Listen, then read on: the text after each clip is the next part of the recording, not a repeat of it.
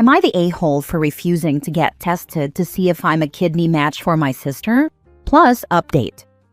Original post. My 32 female older sister, Clara, 35 female, has been diagnosed with a severe kidney disease. Her doctors have said that without a transplant in the near future, she will face a lifetime of grueling dialysis and a significantly shortened life expectancy. Our entire family is understandably devastated. I have a complicated relationship with Clara. We weren't close growing up, and as adults, we've mostly been civil at family events, but don't have a personal relationship. The main reason for this distance is a pattern of behavior from her that I can only describe as chronically selfish and manipulative. She borrowed a large sum of money from me years ago for a can't-miss business opportunity that failed, and she never paid me back, joking that it was my contribution to her education in the School of Hard Knocks. She also missed my wedding for a last-minute vacation with her then-boyfriend and has a history of making snide, undermining comments about my career and life choices. When her diagnosis was announced, the family immediately launched a campaign to find a donor. Flyers were made, social media blasts went out, and everyone was talking about how we all needed to step up. My mother, weeping, said, "One of us in the family must be a match. We have to save her." A few weeks ago, in a family group chat, the topic of living donors came up. My cousin volunteered to get tested. My mom said she would, but her age might be a factor. Then, my aunt tagged me directly and wrote, "And of course, OP, you'll get tested too. Sisters are the most likely matches." I didn't respond in the chat. Later that night, I called my parents privately. I told them, as gently as I could, that I would not be getting tested. I explained that while I sympathize with Clara's situation, I am not willing to donate my kidney. My mom was hysterical. She called me a monster, cold-hearted, and said I was essentially signing my sister's death warrant. My dad, usually calm, said he was profoundly disappointed and that families should do anything for each other. They asked me why, and my reasons didn't seem to land. The risk. While generally safe, kidney donation is still major surgery with real risks, including chronic pain, hypertension, and future health complications. I'm healthy, and the idea of voluntarily undergoing a procedure that could compromise my long-term health terrifies me. The history. I flat out told them I don't love my sister in the way that would make me sacrifice an organ for her. Given our history, I feel no deep, selfless bond. I feel like she's a relative I know, not someone I'd give a part of my body to. My own family. I'm married, and my husband and I are trying to start our own family. The thought of going through a pregnancy with one kidney or having a health issue later in life that could be exacerbated by having only one kidney fills me with anxiety. My future, and the future of my potential children, feels more immediate and important to me than mending a relationship that was never there. The news spread through the family. I'm now being bombarded with messages. Some call me a jerk, others say selfish bee. My cousin who volunteered said I'm making this about me, when it's about Clara's life. Even some family friends have reached out to guilt-trip me. The only person who hasn't said anything is Clara. I don't know if she's too sick, too proud, or if she expected this from me. A part of me is racked with guilt. A woman's life is on the line, and I'm refusing to even take the test to see if I can help. I'm being told that my reasons are just excuses, and that my grudges are petty compared to the gravity of the situation. I'm watching my family fall apart, and I'm being painted as the villain for sticking to my decision. So, Reddit, am I the jerk for refusing to get tested to see if I'm a kidney match for my sister? Now for the top comments before reading the update. If you're planning to have children, donating your kidney isn't something I'd personally recommend. It puts you at a much higher risk for complications. While I sympathize with your sister, your family is wrong for calling you names and making you the enemy here. You can reach out to your sister if you want to and explain why you can't go through testing or organ donation. I would go no contact for now with the rest of your family though. Putting this out there for others who read this. One can go through the process of getting tested and ask the doctors to tell the family that they are not a match, even if they are. I don't necessarily endorse lying, but I've seen enough family complications on Reddit to last a lifetime. And honestly, everyone deserves the autonomy of their choices, even if that means going through a circuitous route. Privacy is also important. So just FYI, for OP, though it sounds too late for her, or anyone who is being pressured and doesn't want to donate for any reason, always valid since it's a choice. Doctors can and do say that they're not a match. Fact check me if I'm wrong. It's not too late though. All OP has to do is get fed up in the group chat, grudgingly say, "Fine, I'll get tested. Matches are tough. And if I don't match, will you cut me some slack? At least I tried." Then, tell the doctor she's being pressured into testing by family. She doesn't want to donate, but she doesn't want to let her family down. That's it. Doc tells the family there is no match. I want to mention the kidney exchange, but I don't want OP to mention it because her family, instead of asking the willing cousin, would probably force OP to exchange her kidney to prove her place in the family. Organ donation is magical when it's done right and for the right reasons. OP's family is turning a deeply personal choice into a demand and obligation. Shame on them. I am a person with kidney disease, 15 years on dialysis, not the a-hole. I am the eldest sibling. I refused to let my siblings get tested, as I believed they deserved a family and felt the risks to them were too high. They did get pushback from some people. However, I reassured them it was the right decision for us all. I have never regretted my decision. You need to be sure and firm in your decision, as well as be prepared to lose some people from your life. Know going forward that a transplant is just another treatment and not a cure. Even with a transplant, her life will never be the same. I wish you well moving forward. It sounds like you have made a mostly educated decision, not one based fully on emotion. Now for the update 2 days later. I've been sitting with everything that's happened over the past few days, and I can't stop thinking about it. After my last conversation with my parents, the one where my mom called me a monster, I thought I was done. I told myself I had nothing to feel guilty about. But that night I couldn't sleep. Every time I closed my eyes, I kept picturing Clara in a hospital bed, hooked up to machines, just waiting. Not as my manipulative sister, but as a scared woman facing something that could kill her. I kept thinking, what if I don't even try to find out? What if I could help, and I just never knew because I refused to take one test? So, 2 days ago, I called the hospital handling her transplant program. I asked what it would actually take to get tested as a potential donor. The coordinator was surprisingly kind. She didn't pressure me or make me feel guilty. She explained it would just be a blood test and some preliminary health checks to determine compatibility. No commitment, no strings attached. Yesterday morning I went in. My hands were shaking the entire time I filled out the forms. The nurse must have noticed because she said softly, "You're brave for even showing up." I wanted to correct her. I didn't feel brave. I felt terrified and conflicted, and ashamed that it took this long. The blood draw itself was quick. I expected to feel instant clarity afterward, but instead I felt hollow, like I just crossed a line I couldn't uncross. When I got home, I didn't tell anyone, not my parents, not even my husband at first. I just sat in the car in the driveway for a long time, staring at the test bandage on my arm. Then I finally went inside and told him what I'd done. He was quiet for a minute, then said, "As long as you're doing it for you, not because they bullied you, I support you." He's right. I don't even know why I did it exactly. Maybe part of me just wanted peace. Maybe I needed to know either way, that I didn't let resentment make the decision for me. The results will take a few days. I'm not sure what I'm hoping for. If I'm not a match, at least I'll know I tried.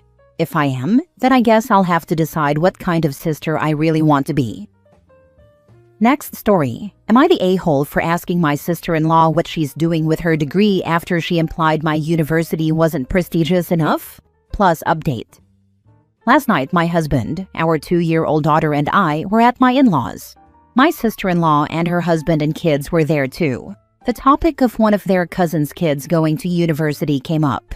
We talked about how going to a good university helps in networking. I mentioned how I had gotten my first business analyst job because my interviewer had also gone to University of Toronto.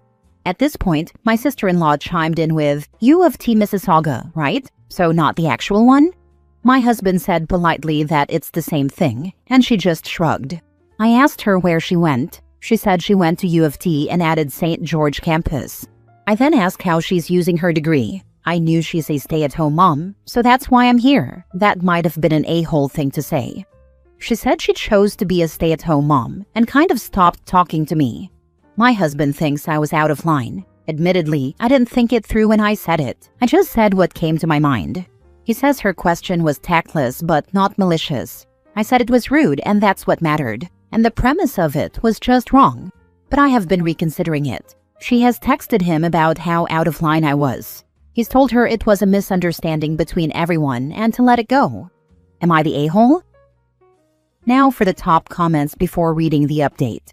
Not the a-hole. She had something to say about the campus you went to and was 100% being rude because she felt like hers was better. And your question was valid. What is she doing with her degree? She sounds like one of those people who like to talk about everyone but can't stand it when someone gives it back. Big mouth and a thin skin is a bad combination. Very common combo in some professions. I wonder what her major was. Not the a-hole. I will always hate people who can dish it out but not take it. She wanted to put you down and couldn't deal with a clapback. In my opinion, the rude one is the person who started it. Sure, we could all be perfect adults and be above it all, but that's just going to reinforce the rude behavior. Your husband is like those teachers that will turn a blind eye until the bullied kid fights back. Being the bigger person has never benefited anybody ever. It's like expecting calm down to get somebody to calm down.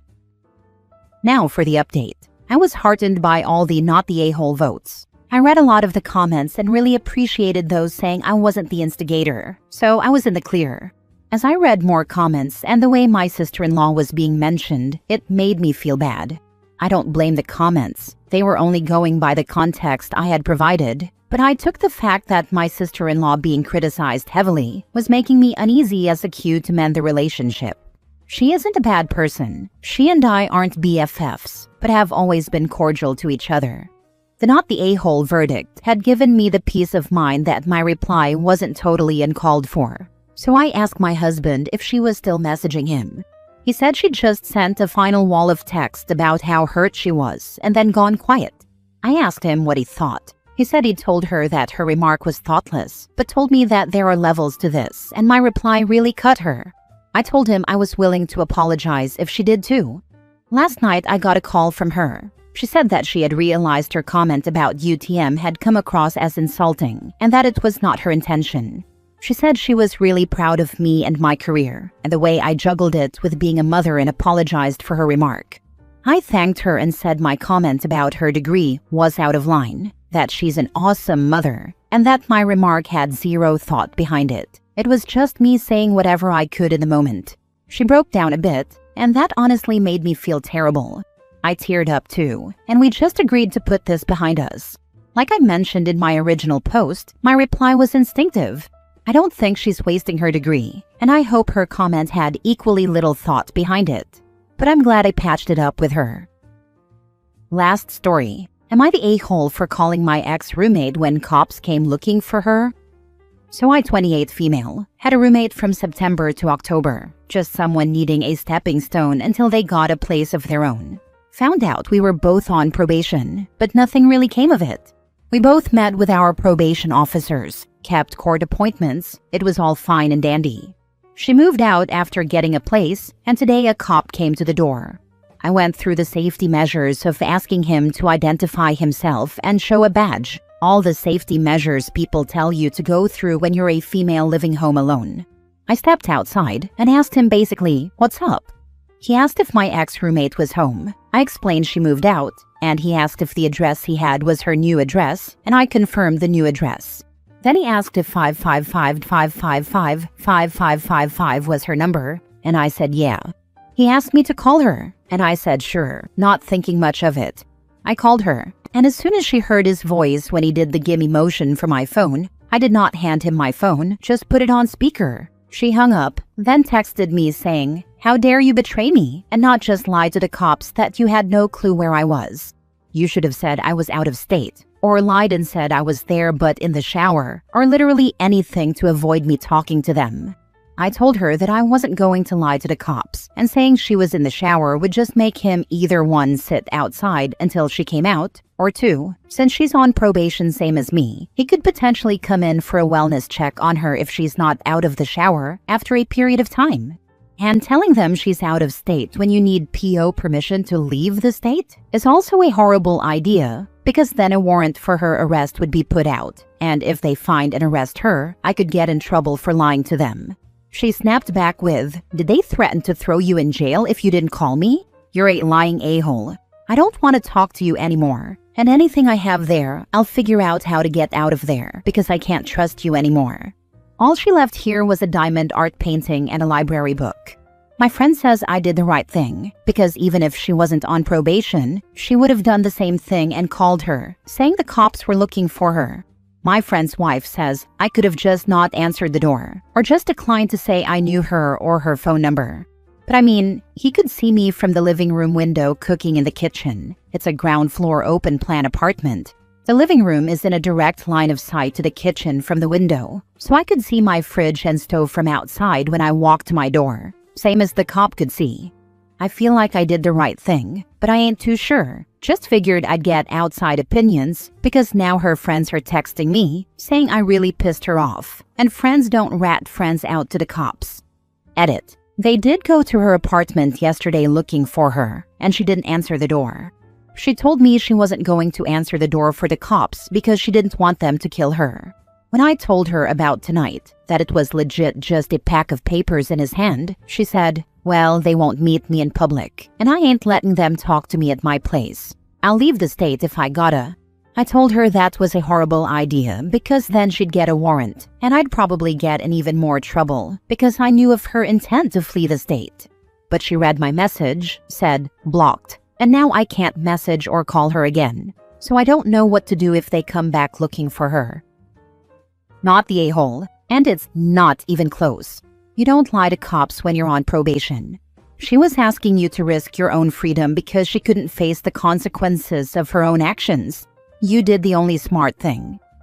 Not the a-hole. She was a roommate for 1 month. She didn't ask you not to tell the truth, so why would it have occurred to you to lie? And it's crazy of her to suggest that you jeopardize your standing for her. You did what was best for you and in line with the law. You don't owe her a risky lie, especially when you had no clue that she didn't want the cops to know her whereabouts. Screw her friends, who could very well be enabling her to make choices that are going to land her right back in prison. These are also the same friends she told me she's suing because they stole over $800 of her stuff when she lived with them. So now I'm kinda inclined to believe she was lying about that too, to try and get sympathy out of me. I mean, when she lived here, she was an awesome roommate. Cooked, cleaned, even paid rent in full, even though I only asked her for like $200 because she was on disability from a back surgery. I just don't know why she flipped a switch and is wigging out over this. It's legit just a packet of paper they want to give her. It might even be something to do with her probation. Heck, for all I know, it could be that she's going from supervised to unsupervised or something, but she's refusing to meet with them or anything.